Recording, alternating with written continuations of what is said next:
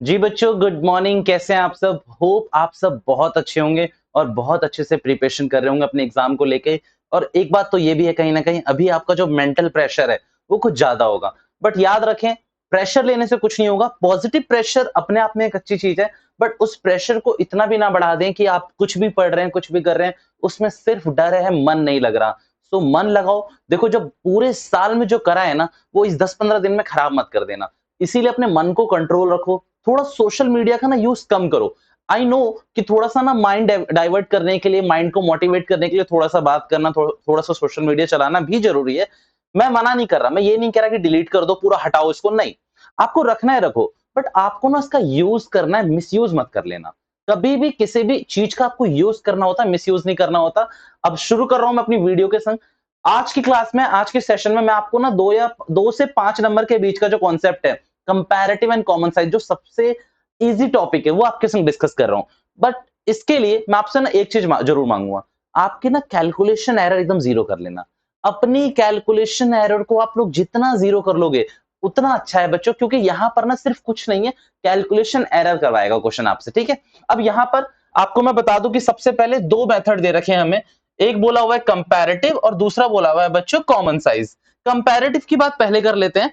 Comparative में अगर आप देखोगे तो लिखा हुआ है, पहले मैंने बैलेंस शीट और एसपीएल। बेटा, बैलेंस शीट में कॉलम 1 में आपको सिर्फ कुछ नहीं करना, करंट ईयर से प्रीवियस ईयर को माइनस कर देना है, और इसे कहते हैं हम एग्जैक्ट चेंज, कि भाई कितना चेंज आ गया, उसे हम कहते हैं एग्जैक्ट चेंज। फिर इसी एग्जैक्ट चेंज को आपको परसेंटेज में निकालना होता है by comparing with previous year. जैसे कि आपके 10th और 12th के मार्क्स ले लेते हैं। लेट्स से आपके 10th में 80% आए थे, और 12th में बेटा I wish you the best, आपके 98% आए। भैया 99 कर दो, मैंने कहा 98 ठीक है। देखो 98 आए आपके। अब 98 से आपको किसको माइनस करना है? 80% को। तो 98 माइनस 18 यानी कि 80, यानी कि 18% का आपने क्या करा? इंक्रीज करा है। इंक्रीज करा है, अच्छा डिक्रीज भी हो सकता है, अब कुछ केसेस में डिक्रीज भी हो सकता है।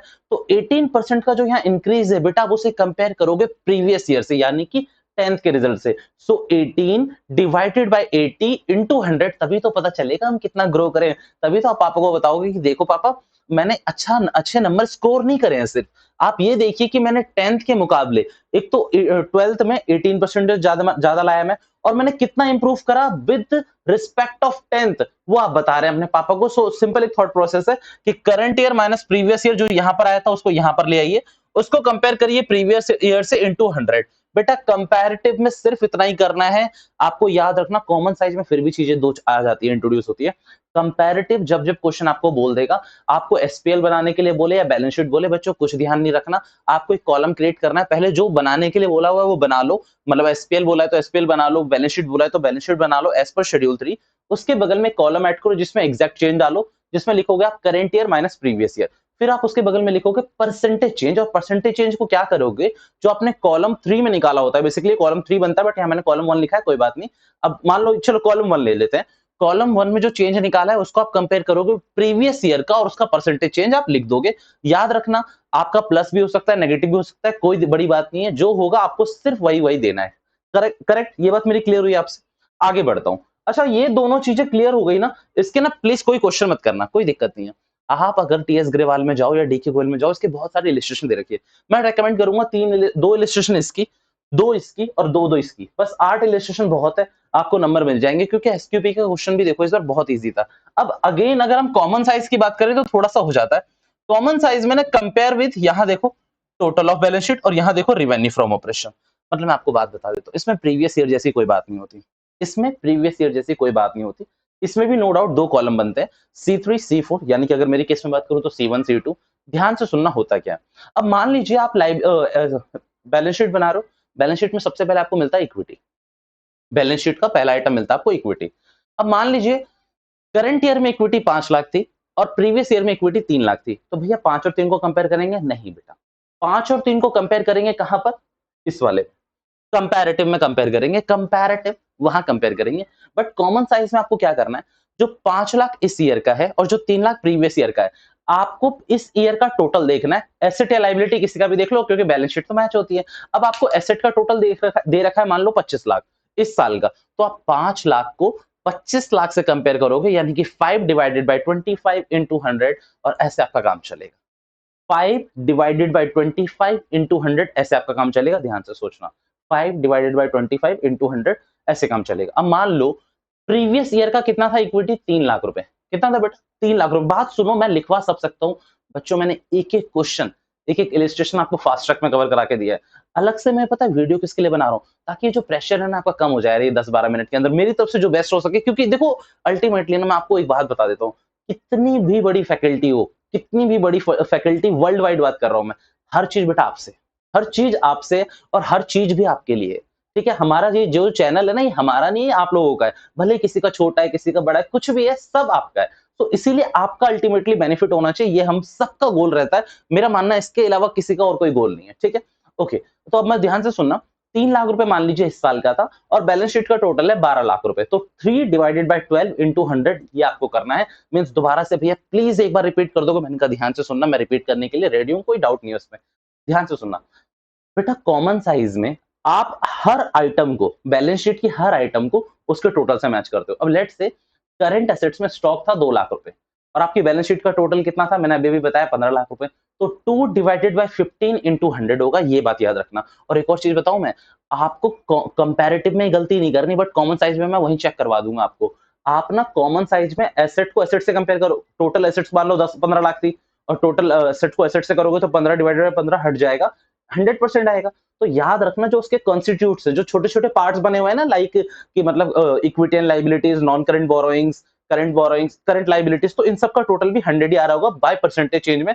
प्लीज एक इलस्ट्रेशन को इसकी भी जरूर फॉलो करना। अगेन मैं दोबारा से रिपीट कर देता हूँ, तीसरी बार, आपको कुछ नहीं करना। कॉमन साइज में अगर आप बैलेंस शीट बना रहे हो, तो आपको हर एक हेड, सब हेड को, आपको जो मेजर हेड का टोटल है, मेजर हेड पता है क्या होता है, एसेट का टोटल या फिर लाइबिलिटी का टोटल, उससे कंपेयर करना है। बस इतनी सी ये बात थी। ठीक है, ये मैंने लिखा हुआ आइटम्स, या फिर टोटल एसेट्स, या फिर लाइबिलिटीज के टोटल से कोई फर्क नहीं पड़ता, दोनों सेम होती है। आपके केस में नहीं बात कर रहा मैं, क्यों, क्योंकि आपके केस में क्या होता है ना, कई बार चेंज हो जाता है। बट कोई बात नहीं, टोटल एसेट्स और लाइबिलिटी इंटू 100, बात खत्म हुई। भैया इसमें बता दीजिए एसपीएल में क्या करेंगे, statement of profit and loss में। बच्चों उसमें कुछ खास नहीं है, इसमें टोटल को रेलेवेंस देना सही नहीं था, तो इसीलिए रेलेवेंस दिया गया रिवेन्यू फ्रॉम ऑपरेशन को। किसको रेलेवेंस दिया गया, रिवेन्यू फ्रॉम ऑपरेशन को। हर साल के आप हर हेड को, यानी कि जितने भी एक्सपेंसेस, जितनी भी चेंज इन इन्वेंटरीज, जितनी भी आपने वर्कमैन को कुछ भी पे करा, आपने आपने क्या बनाई, आपने एक सिंपल सी प्रॉफिट एंड लॉस अकाउंट की स्टेटमेंट बना दी एज पर शेड्यूल 3। अब वहां पर एक्सपेंसेस है, एम्प्लॉय बेनिफिट्स जो भी है, बेटा आपको उससे कंपेयर किससे करना है, रिवेन्यू फ्रॉम ऑपरेशन से। और रिवेन्यू फ्रॉम ऑपरेशन तो ऑब्वियसली 100% ही होगा, क्योंकि अगर मान लीजिए 10 लाख रुपए रिवेन्यू फ्रॉम ऑपरेशन है, और 10 लाख को 10 लाख से कंपेयर करोगे तो 100% आएगा। अब मान लीजिए आपका जो एम्प्लॉय बेनिफिट्स है वो 2 लाख रुपए है, तो 2 लाख को किससे कंपेयर करोगे, 10 लाख से। किससे कंपेयर करोगे, 10 लाख से। अच्छा, टैक्स को किससे कंपेयर करोगे, रिवेन्यू फ्रॉम ऑपरेशन से। किसी भी चीज को मान लो लास्ट में आप टैक्स भी वो करते हो ना डिडक्ट, तो टैक्स को भी आपको किससे कंपेयर करना है, रिवेन्यू फ्रॉम ऑपरेशन से ही करना है। इसमें कोई दिक्कत होनी नहीं चाहिए आपको। ठीक है, मैं अगेन आपको बता दूं, प्रेशर कम लो थोड़ा सा, दिल खोल के पढ़ो, खुश रह के पढ़ो यार, कुछ नहीं होता, पेपर अच्छा आएगा। ट्रस्ट में, पेपर अच्छा आएगा। देखो पता टफ क्या है, टफ वही है जो आपको आता नहीं है। सिंपल मैं बात में बता रहा हूं आपको, टफ वही है सिर्फ जो आपको आता नहीं है। और आपको कुछ नहीं आता तो उसमें अगर आप कर सकते हैं एडिशन तो करिए, और बाकी अकाउंट्स के पेपर के दिन भी 3-4 छुट्टी है, उससे पहले आप अच्छे से कर सकते हैं। बच्चों just focus on your studies, थोड़ा टाइम सबको दे। लास्ट के टाइम पे 3-4 दिन जो बच जाएंगे ना, अभी जैसे कि ऑलमोस्ट आज 7 तारीख हो चुकी है, 8-9 के बाद तो देखो बंद कर देना, इंग्लिश के पेपर पे फोकस करना, क्योंकि इंग्लिश भी एक कॉमर्स स्टूडेंट के लिए बहुत बड़ी नींव होती है। आपको पता है एक लिटरेचर चाहिए मुझे, और मतलब हमें, तो इस चीज को याद रखना। ठीक है, this is all for now, thank you so much for your time. अच्छे से पढ़ो, अच्छे से करो। ठीक है, bye bye all of you.